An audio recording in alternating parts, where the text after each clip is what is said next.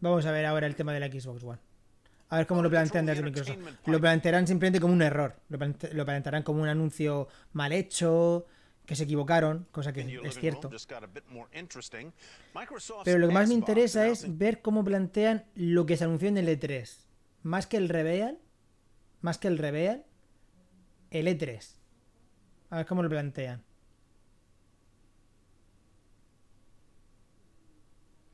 No, es que vamos a ver.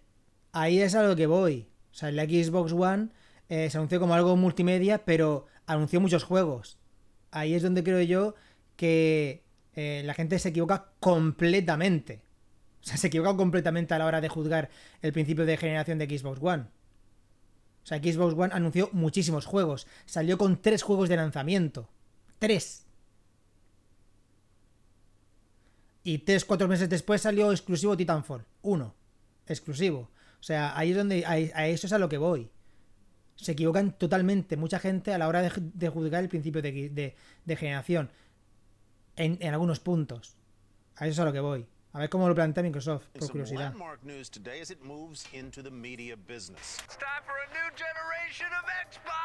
And now, Microsoft wants to appeal to more than just gamers. It can also control your TV and cable box and everything from your movies to video conferencing on Skype to doing all kinds of things. Casual gaming, television, social, music, and video. The game console will transform into a next-generation entertainment hub for both gamers and non-gamers alike. What if I told you that going forward our competition is not going to be Sony and Nintendo, but television and media? Oh, God. There's a new contender in the video game wars. Xbox is going to be the future, truly the future. Hubo cosas que las plantearon mal. Mal y de forma muy equivocada. Pero lo de televisión no fue el mayor problema de... La televisión no fue el mayor problema que tuvo Xbox One al principio. No fue el mayor problema, ni mucho menos. Ojalá hubiese sido ese el único problema de Xbox One. Ojalá.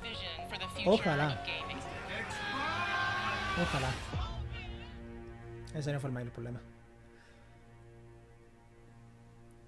Capítulo 6. ¿Cómo se llama? ¿Televisión o no televisión? On May 21st, Microsoft will unveil its latest Xbox system. Xbox has been the best-selling gaming console for 27 consecutive months. We're expecting a slew of entertainment options, including possibly taking over your cable box and also delivering web content in easy and attractive ways. Había mucho IP porque veníamos de una generación muy larga, posiblemente la generación de consolas más larga que ha habido nunca. Fueron 7 años. Y entonces, claro, había mucho IP también. It's exciting to think about what a single purpose dedicated entertainment console could be. So we picked that as a path with Xbox One. Se juntaron muchas cosas. Se juntaron muchas cosas contra Xbox One. Fueron muchas. We wanted to bring new audiences into Xbox. People that were outside of what traditionally was thought of as our core gaming audience. That was really the intent at the time. Within the company, there's always a sense of do more and grow. But I think Dawn was looking for, like, what's that next big leap after KINECT? And I think there was a sense that TV could be that thing. Microsoft's gaming platform is becoming a true entertainment hub. It just announced that for the first time, people are using the Xbox more for entertainment, TV, movies, and music, than for playing video games. Having our team think not only about gaming, but television, movies, stories that lived inside our gaming community was something that I believed in. Okay, this is an interesting idea. Microsoft's going to get behind linear entertainment as well. Xbox Entertainment Studios. The idea was to take Yo, por ejemplo, uso Netflix, HBO y todo esto lo uso en la Xbox, no uso las aplicaciones de la Smart TV, por ejemplo. Music, television, there's going to be a number of documentaries. We all had big eyes for that. It's like, whoa, we're going to go Hollywood now. And action.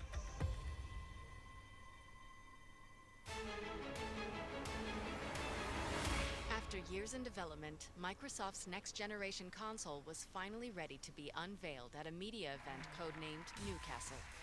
Coming off the success of the Xbox 360, expectations for Esto me acuerdo que dijeron, el reveal no se centra en juegos. Me acuerdo que el reveal dijeron, oye, el reveal no se va a centrar en el juego. En los juegos los vamos a dejar para el E3.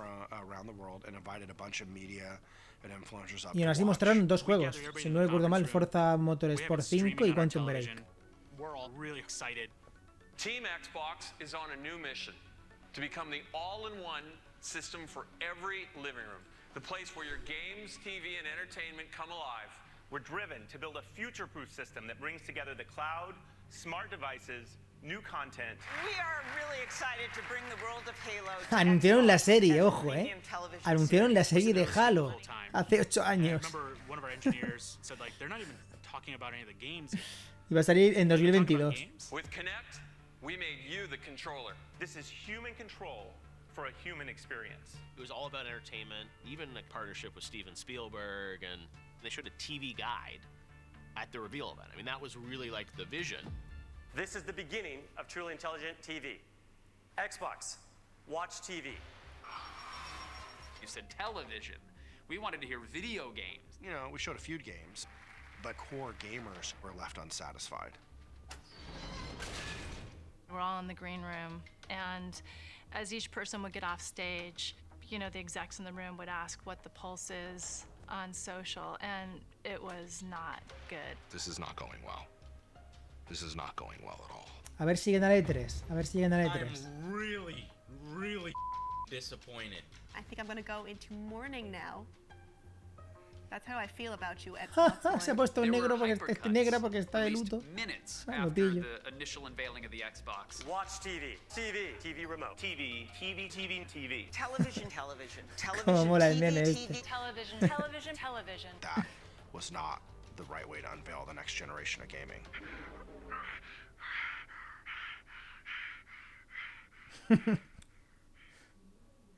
Wow. That was the worst gaming event that I've ever watched ever. Probably could have done a better job of reassuring people that we were committed to excellence in gaming. The response was so negative, and that was when I knew our lack of focus was going to hurt us with our core audience. I can't even start. The Newcastle reveal really was about showcasing the entertainment proposition that was going to come with the Xbox One. We knew that E3 coming up in a few Exactamente. weeks was about games. Esto es lo que he dicho ahí al principio, que lo dijeron. Me acuerdo perfectamente. Dijeron, oye, el reveal no va a estar centrado en juegos. Los juegos los vamos a dejar para el E3. Eso lo dijeron antes del evento. Talk about all games Me acuerdo when we get to perfectamente. E3. In hindsight, definitely not the right decision. You don't tell console gamers to tune into something and then not show them the games. The next evolution of gaming is a voice remote control for your television. Un poco de asquete ese tío. No sé quién The cojones es, Xbox pero... One reveal had obviously underwhelmed fans, but Microsoft saw an opportunity to right the ship just 3 weeks later on the game industry's biggest stage. A ver cómo dicen que fue el E3. For our teams. And as we've been promising, it's all about the games. We're excited to share with you a stunning lineup of world premiere gameplay and announcements. The ball's in Microsoft's court, and they come out. Anunciaron un montón, es que salieron un montón. And then right at the end of their press conference, I remember looking up at the teleprompter. Xbox One will launch this November in 21 markets around the world at $499 in the US. $499. At the time, the ideal price point was $399. Anything that over $399, you're in for a real struggle. Angry Joe. ¡Ah, coño! ¡Hostias! Pues sí que me cae mal, sí. Sí, vale, ya sé cuál es. Ya sé cuál es. ¡Ay! Aquí está el problema. Este es uno de los problemas que tuvo.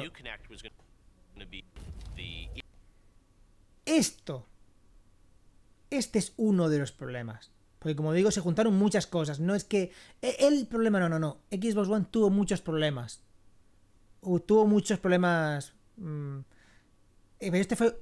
posiblemente yo diría que fue el peor. O uno de los dos peores. la obligatoriedad de Dawn's view KINECT. was the new Kinect was going to be required as part of the box. So it was no longer just a peripheral like the original Kinect. Now you were going to be forced to buy one. This is a terrible mistake. Exactamente. A huge mistake. But definitely caused a disconnect.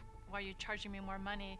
I don't want this. Kinect had so much promise. It just wasn't ever going to be a thing that hardcore gamers Tenían que haber hecho que la Xbox One no, que KINECT no formaba parte de la experiencia de control, lanzar una consola, lanzar una Xbox One a 400 y otra a 500 con KINECT incluido. And then later that day, Sony announces the price of the PlayStation 4.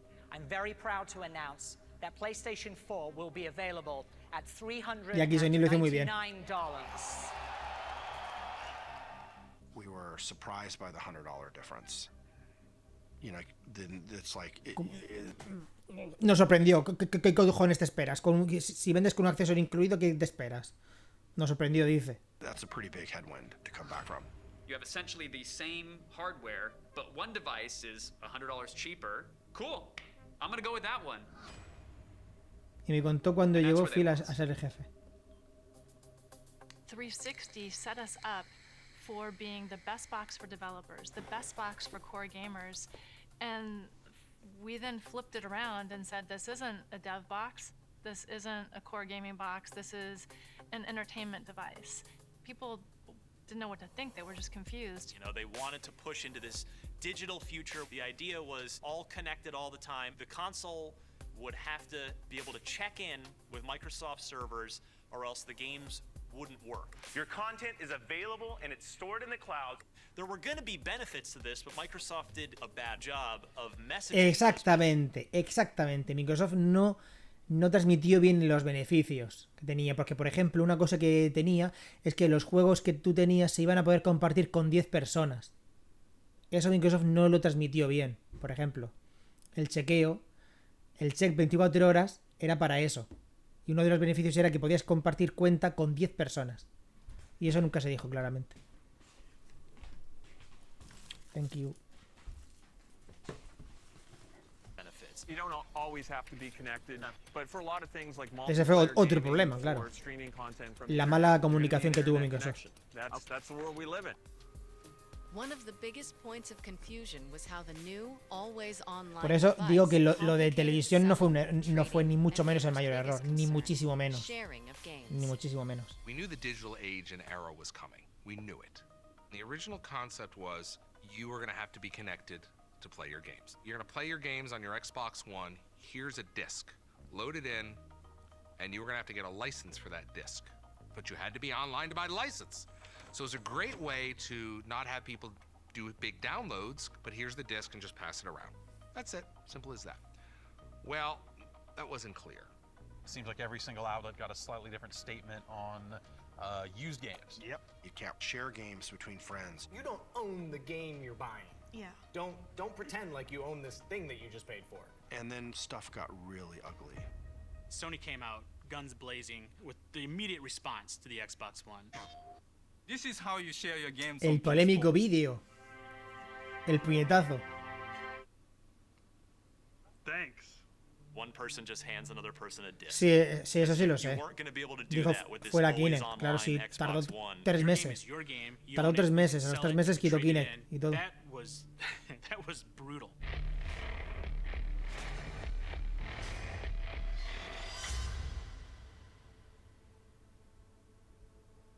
As a team, you've got to take some bets on things that you believe in and put that thing out. Clearly, in hindsight, it was wrong. People didn't want to spend $499 for a box to plug into their television to watch TV. They weren't wrong. Microsoft wasn't wrong that gamers wanted and expected more from their consoles. Absolutely. In fact, it was Microsoft's fault, if anything. They were too far ahead of where their users thought they should be. And there was this whole backlash that they didn't expect. In 2013, the world wasn't ready for it. We got pushback from consumers, for some journalists, questioning whether we'd made the right choice as a company. It was a valid criticism, but it was a very binary choice, and we chose to bet on online. It was a dark. Que al final es por lo que todo el mundo opta. Ha optado al final, por lo online. Pero bueno, tomaron una decisión demasiado pronto y entre otros motivos, pues no dejaba de ser Microsoft, sinceramente. ¿Para qué vamos a engañarnos? O sea, no dejaba de ser Microsoft y a Microsoft siempre se le ve con lupa más que a otras compañías. Eso es incuestionable.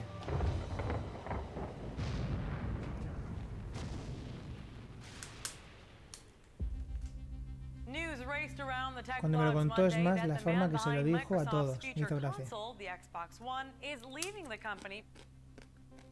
I wish that I would have had an opportunity to stay to execute on the vision and the capabilities that the team had created. But I ended up in the summertime announcing that I was going to be leaving. I just remember getting an email from Steve Ballmer that essentially said Don Matrick has left. I think we all just sort of looked at each other and were like, okay, so what happens now? Felipe. Ayúdanos, Felipe.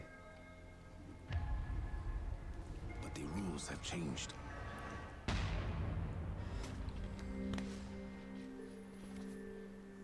It was a long, Felipe Spencer. path from there, but the team didn't give up, didn't want to quit, didn't feel like we couldn't overcome this, and we still had to come out and deliver the console. Well, it's here.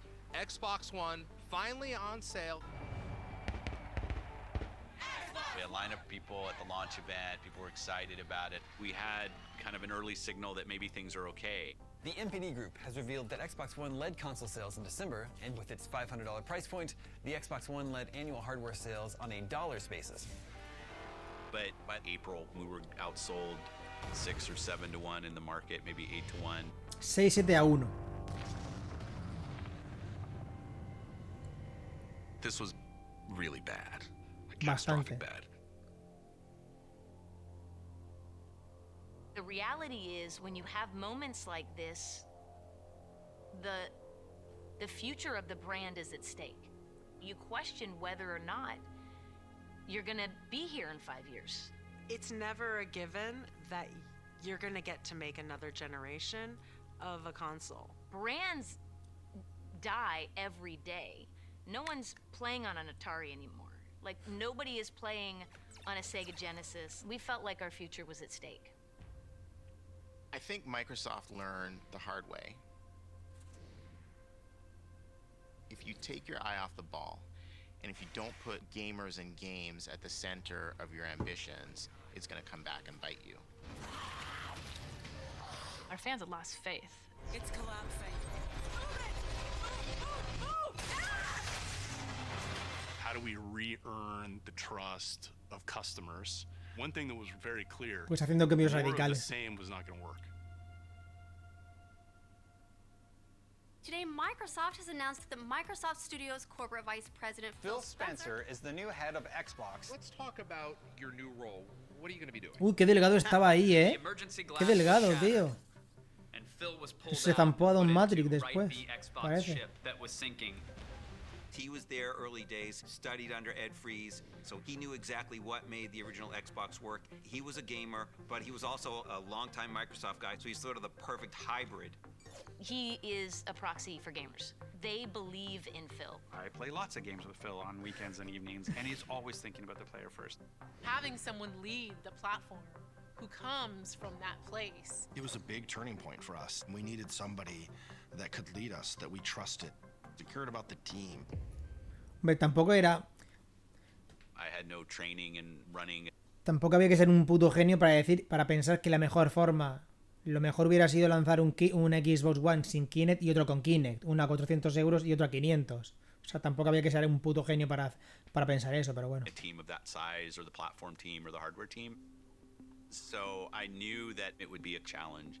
One of the things that was really hard about the Xbox One launch was Phil had more than a broken business. He had a broken culture.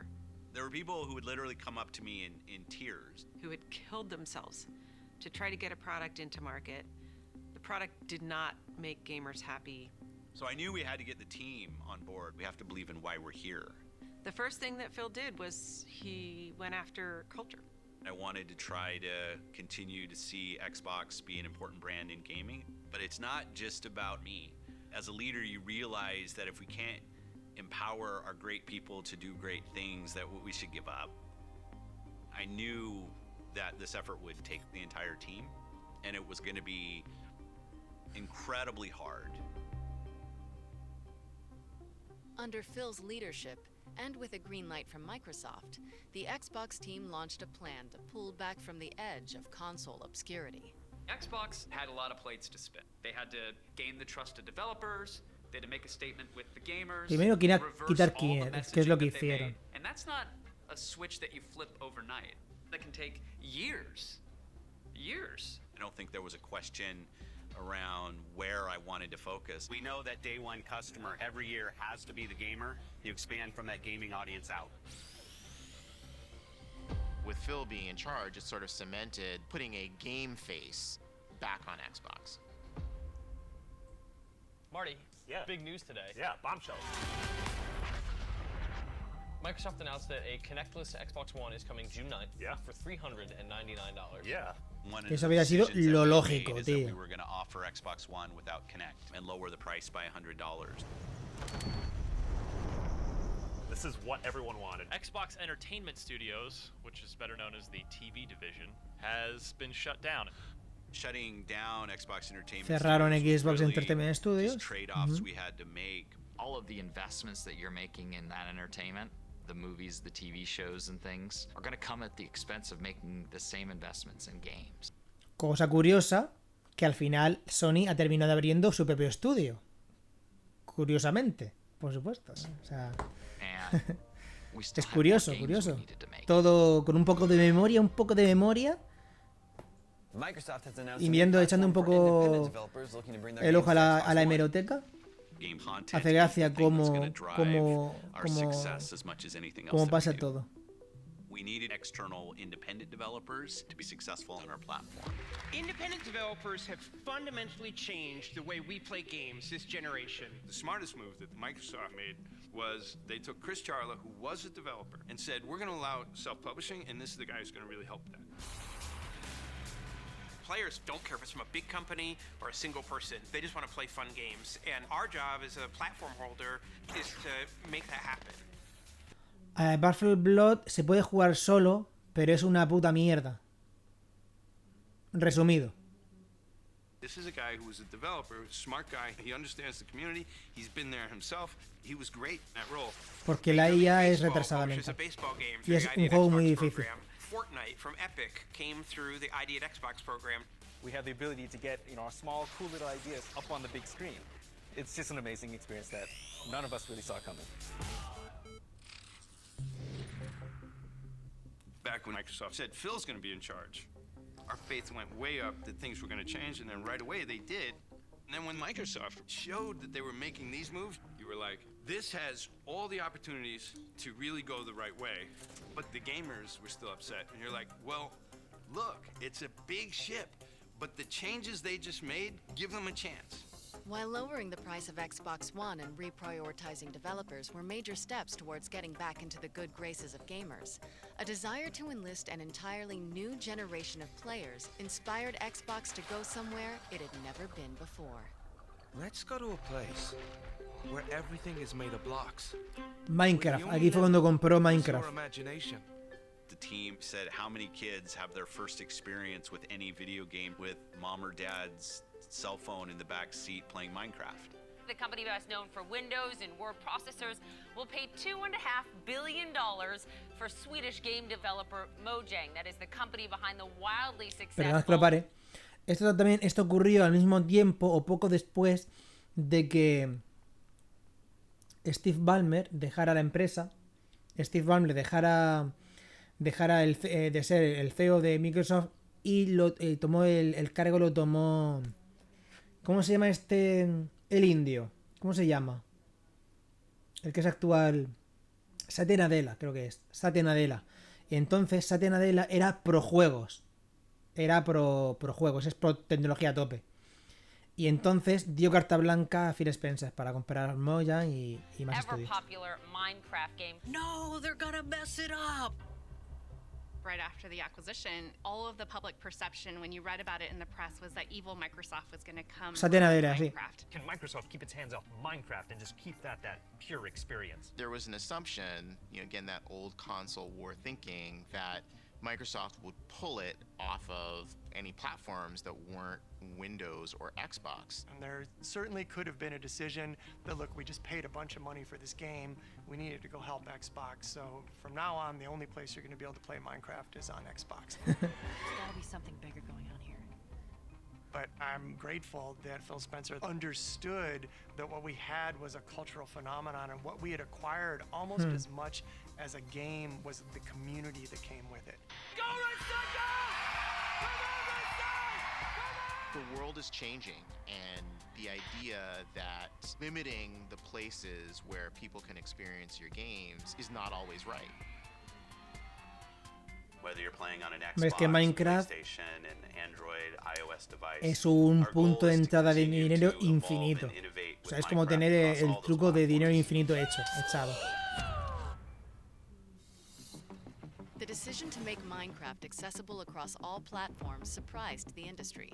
But Xbox had something on the horizon that would upend it. Wondering what's going on, eh? Wonderful. Let's get started. With all of the Perdona, voy a lavarme las manos, ¿vale?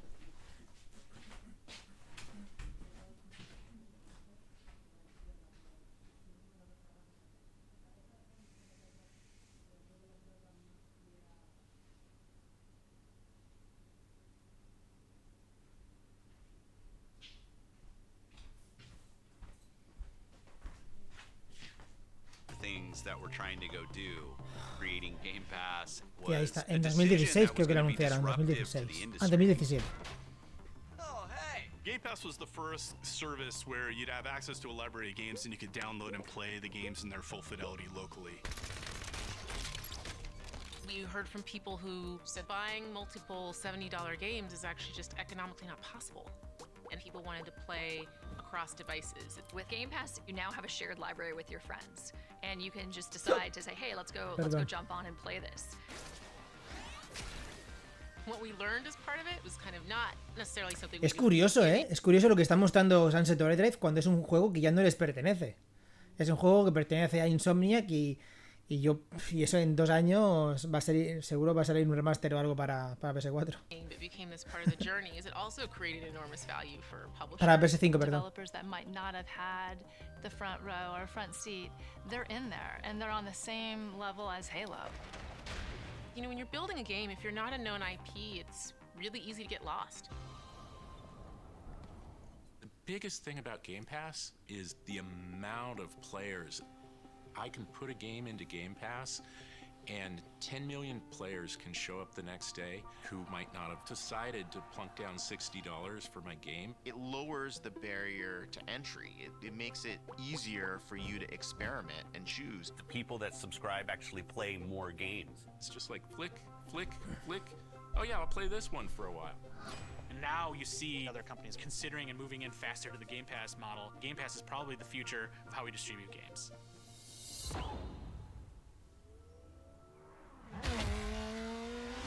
Game Pass revolutionized the landscape of video gaming. But in order to get the most out of the tsunami of new content they were providing, Xbox knew it was time to up the ante. El juego, lanzar juegos, la retrocompatibilidad. Original Xbox, we had this tagline, there's no power greater than X. And we were the most powerful, and we owned that. That's what our gamers expected from us. That's what we had delivered early on. We were always the most powerful console. And we lost that with Xbox One. Que es algo que yo pienso que no va a volver a pasar. Yo pienso que Microsoft no va a volver a permitir no va a dejar que vuelva a suceder que PlayStation vuelva a tener la consola más potente. Yo pienso que eso no va a volver a pasar.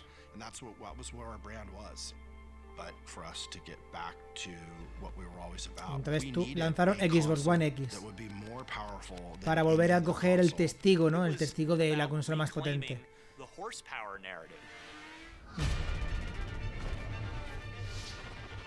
So Phil delivered Project Scorpio, which they called the Xbox One X. We went back to our roots of being the most powerful console ever built.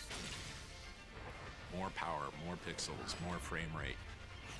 It was all about core gaming goodness. True 4K gaming. They engineered the world's most powerful console. They win back a lot of gamer trust with that. This monster was almost like the rebirth of the Xbox brand. To continue to make sure there is no power greater than X as we thought about the future. The most powerful console is a thing of beauty. I think the big thing for me is que poco antes, disculpad, que poco antes de la Xbox One X, si no recuerdo mal, lanzaron la Xbox One S All Digital, que fue un globo sonda para después lanzar, junto a Series X, lanzar la Series S, que es solo digital. How do we deliver the best games to people? Get the games that our players love. We said, content is critical. And one of the best ways to get the best games is to invest in studios. That's what we like to see. But making games is hard, it's complicated. It's about, hey, can a group of people actually effectively create something together? We have to be really thoughtful and mindful about respecting the culture and the heritage of the studio, but also infusing, kind of the power of Microsoft. There's no magic formula for that. I think that's more of an art than a science. One of the biggest missteps that we learned Uno de los mayores from the errores, past was Lionhead. cerrar Lionhead. We had already published Fable 1 and it was a hit. Coincido. People loved it. Creo que fue un grave error The cerrarlo. beauty of that game, No it was cancelar el basically juego, like a no moving cancelar stained Fable glass Legends, window. People wanted sino more, cerrar el and so we bought estudio. Lionhead. Creo que fue un error. Those were good years. The game was great. Just everything came together. But after Fable 2, KINECT came along, and the Fable KINECT marriage just never really took. And then Fable Journey was a passion project for a lot of people, but I think it deviated pretty significantly from the pillars of what made Fable 1 and 2 so popular. There's some very, very sad news coming out of Microsoft today. So they're shutting down Fable developer Lionhead Studios. We acquired Lionhead in 2006, shut it down in 2016. A couple years later, we reflected back on that experience. What did we learn? How do we not repeat our same mistakes? You acquire a studio for what they're great at now, and your job is to help them accelerate how they do what they do, not them accelerate what you do. I wish Lionhead were still a viable studio. It is only when you fall that you learn. Solo cuando te caes aprendes y vuelves a volar. When we launched Xbox One X in 2017, we knew studio acquisitions were going to be huge for us. The studios we had were creating amazing games, but we Aquí es cuando anunciaron los primeros estudios, que fueron Ninja Theory, State of Decay, Undead Labs, Compulsion Games. So with the many failures of the Xbox One, they're a distant second to Sony. But to their credit, they had been doing everything right. The potential is there at E3 2018 to regain that foothold in the upcoming next generation. We know that exclusive games from our Microsoft studios are what originally turned so many of us into Xbox fans. The first and greatest instance of us showcasing what we No han do hablado de la for players is what we retrocompatibilidad, do por with our cierto. studios. No han hablado de la retro. Phil, he took out the credit card, went on a Se shopping la han spree, saltado. bought some amazing companies, started promising games. I'm excited to welcome Undead Undead Labs to Labs. Microsoft Studios. It doesn't matter what your technology is. Ojalá, me gustaría mucho que el 3 tuviese una campaña AAA, pero yo creo que no. A brand new Microsoft studio. The Initiative, Playground Games. Yesterday was a huge moment. You brought not one, not two, not three, not four, but 5 new studios. The acquisitions kept coming at a blistering pace. We'll be acquiring In Exile Inside, Entertainment, Obsidian, Obsidian Entertainment. We doubled the number of internal studios to 15 internal studios and made a big group of acquisitions. Double Fine Productions.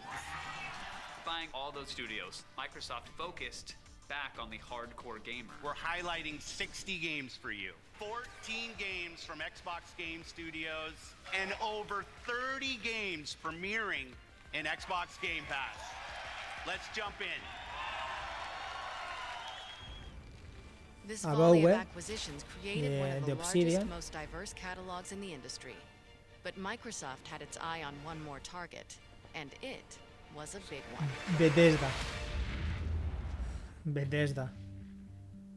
We're really delighted to reach this agreement with ZeniMax and bring Esta es Bethesda la into compra. the Microsoft family. Diría que es la compra más importante que ha habido en la historia de los videojuegos. Including Bethesda Game Studios, id Software, Arcane, Machine Games, Tango Gameworks, and more. What you really see us doing is broadening the opportunity for people to participate in what is one of the world's greatest entertainment and leisure time activities. It's a game changer because it's bigger than anything else we've ever done in gaming. It's the third largest acquisition in Microsoft's history, which still blows my mind. And so now more than ever, like, our commitment to games is absolute.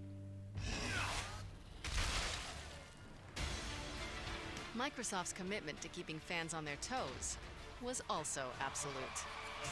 Good evening, everyone. Welcome to the Game Awards 2019. I'm Jeff Keighley. Aquí fue cuando se anunció la Series X, ¿no? ¿Puede ser? ¿O me estoy colando? ¿Y Hellblade 2?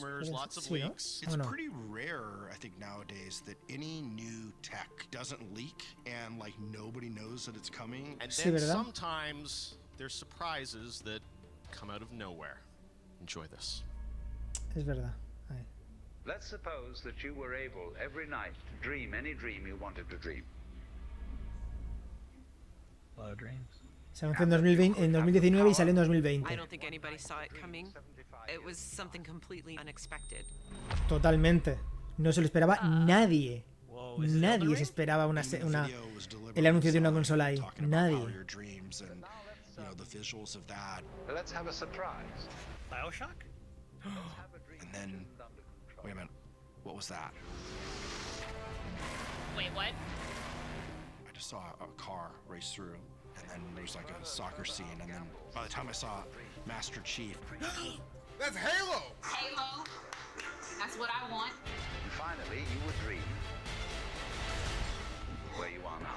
and seeing the streamers that were streaming and their reactions, that element of surprise is so magical and so powerful. That's it. Oh, it's Scarlet. Es verdad, se llama Scarlet. Es verdad. Es verdad que se llama Scarlet. Wait, this is not the new Xbox console. What? They're showing their new box? What the heck? For 18 years and 3 generations, we've designed Xbox consoles to power your dreams. Oh, my boy. You dog. Meet the Xbox Series X. It was nutso because I had no clue it was coming, and I was there. Our fastest, most powerful Xbox will set a new bar for performance. Games are going to look better. You know games are going to play better. It is, in fact, the most powerful console you can have in your living room right now. Yes! Yes! When we talk about freedom to play, Project Scarlet is the formation of our future in cloud.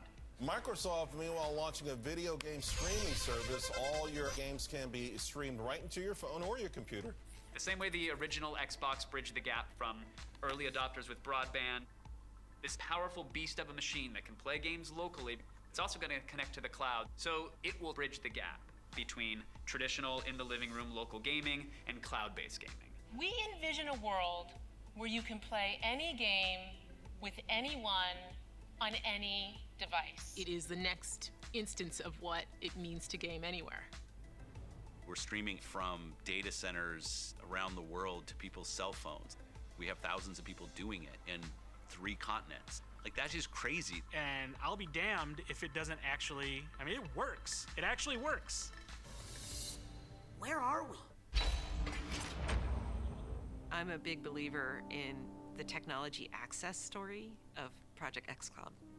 Think about the way you could unlock community. One of the things we were really focused on with this generation was making Xbox available and appealing to the widest audience. I think we have some unique responsibilities to bring people from different backgrounds into the experience. And in order for us to succeed in that, we need to have the right services and content and creators building things for all kinds of players. It's about creating an opportunity for those that would not have had it otherwise. 2.5 billion people on the planet play video games today, half the connected world. And that is the scale of opportunity a company like Microsoft should go after. Y el próximo paso es que xCloud llegue a televisiones. Ahora mismo está en consola y está en PC. Y está en móviles. El próximo es, seguramente hará contratos con LG, Samsung y tal, para que la aplicación de Game Pass esté nativa en las televisiones. We had some guys at Microsoft came and said we should do a console. A Microsoft console? It's insane to launch a game console. When you're Microsoft, you made frickin' Windows and a spreadsheet. Bill Gates took a bet on us.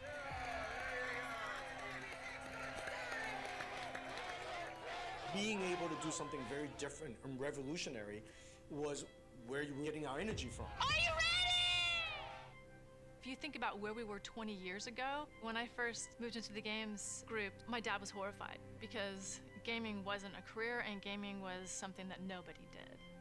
Tú déjate de hablar y ponte a hacer jalo, anda. Incredible things is this turning point in how gaming is viewed. That evolution of people suddenly seeing the value of the community that comes with gaming. There's a fundamental change to the way we think about human interaction. There he is. We can have deep, meaningful relationships with people a world away that we've never met in person. 11 years of playing together. 11 years. We finally seen our Dios, 11 años, tú. 11 años jugando y se conocen ahora por primera vez. Even in recent history, throughout 2020, we saw that people recognized this as a way to have a social experience in a time when we had to be distanced. The pandemic got people to rethink how they think about video games. Children can sit and play Minecraft with friends and build and create something and connect. And at the core, that's what Xbox is about. As Xbox continues to grow, I think it's going to continue. A ver qué tal lo hacen en el segundo juego de Star Wars Jedi Fallen Order. A ver qué tal lo hacen. It goes beyond how many units they sold.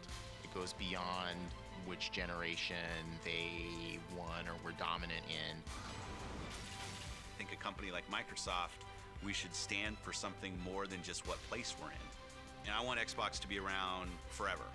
And I want to be able to look back on it and say, we really use this opportunity to shape culture.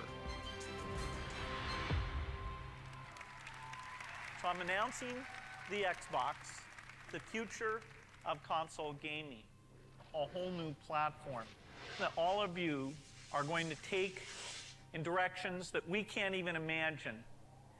And the empowerment that comes out of this is going to be amazing. The power of X. Muy buena, tío.